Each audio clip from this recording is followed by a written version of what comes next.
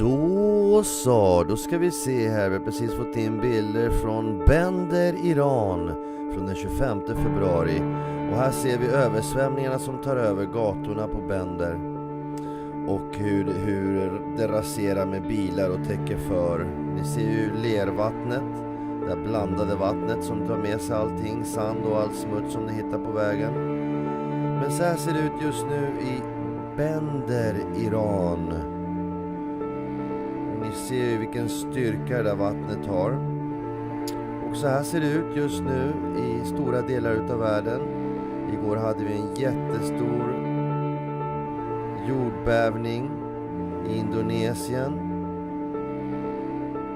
Och det här kan ju vara efterskalv. Och vi hade en jättestor jordbävning i Papua Guinea just i natt. Så det här kan ju vara effekter utav allt det där. Men vi har ju sett det här runt om i världen att översvämningarna håller på tar över. Bender.